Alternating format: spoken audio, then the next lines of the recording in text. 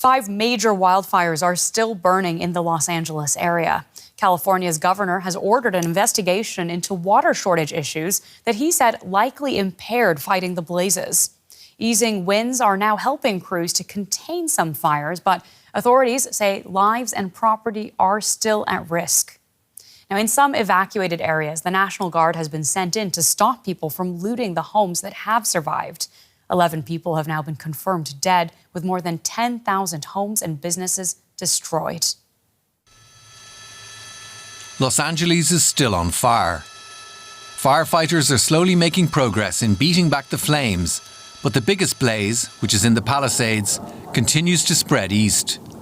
The toll is grim. 11 dead, thousands of buildings destroyed, tens of thousands evacuated, and damage totaling an estimated $150 billion. Residents now have to deal with the reality of the devastation. Stylist Nicole Perry sifts through the ashes of her home in Pacific Palisades, looking for any belongings not consumed by fire. I feel broken, I feel lost, I feel devastated. I don't want to have to tell my boys that this was their home and it's gone. It's so tragic, and I know I'm not the only one, so I feel for everyone who's in this position. I really do.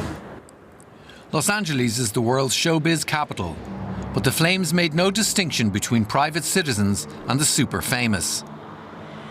Hotel heiress Paris Hilton told of her heartbreak as she watched her seafront Malibu home burn to the ground on live television. People have set up initiatives to help those displaced by the wildfires. Store owner Jenna Cooper started asking friends for clothing and other items to help people in need. Big names like Sharon Stone and Halle Berry have been among those donating. Actresses, very famous people are clearing out their closets and bringing them here. That is what you're seeing. It is a community who will do anything to help. And then when the community we have victims coming in here, bursting into tears, getting hugs, and we're shopping for them and helping them get what they need and bringing it to their house, to wherever they are. Firefighters have struggled with dry fire hydrants and low water pressure. A situation compounded by factors like a lack of rainfall for 8 months, extremely dry vegetation, all turbocharged by fierce winds. We had winds that came with extreme force and very erratic in nature. And so literally sort of a perfect firestorm of factors that came together to create an extreme demand for water in a very short amount of time. The wildfires brought the firefighters into some terrifying situations, within meters of the flames ripping through the hills of Los Angeles. Questions are already being asked about officials' preparedness to deal with the fires. And Angelenos want to know who's at fault for the terrible devastation. Let's cross now to DW's Stefan Simons, who's at the Combined Command Incident Base for the Eaton Fire in Pasadena. Stefan, give us a sense of the situation, what it's like where you are at the moment.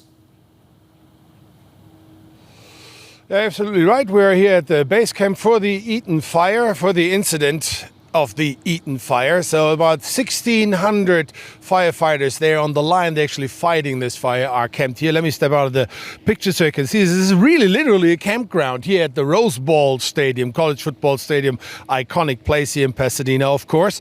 And on the side you have trucks, the fire trucks lining up now. Cameraman can show this too. Thank you, Chevy. They are lined up to head to the line. The overnight team came in, and now the dayside team heads out. So the Eaton Fire is now at 14,000 acres and 15% contained. Let me say something about containment. Containment means only that the firefighters were able to draw a defensive line. It doesn't mean the fire is out. It's not. It's 15% a defensive line. The other 75% are still burning uncontrolled. The real concern here at the moment is the Palisade fire, because it took off overnight despite not being a very windy night. It is now at 21 acres, 21 acres. When we arrived here, it was at 10 acres, so it doubled in size. Despite the efforts of the firefighter, this fire, the Palisades fire, is contained at 11%. So those rates are actually nothing. Those firefighters here, and there are thousands, 2,800 in total if you count the support staff, and 1,600 at the line, really doing the firefighting work. They're having a tough time going here everywhere, with the Palisades fire, with this Eaton fire here, with any fire. There's 6 actually still burning and around LA, and it's not gonna look good in terms of letting up soon. Why? Because those winds, those very, very feared Santa Ana winds, might come back by the beginning of next week. So that's gonna be a problem if that happens. So quite an operation going on behind you there, Stefan. And yet we've heard in that report just now that there are people questioning how prepared state and federal agencies were for these fires. Do they have a point there? They have and they have not. So the bottom line is, when this started here, the Santa Ana winds came down the hills with 100 miles per hour tornado strength gusts.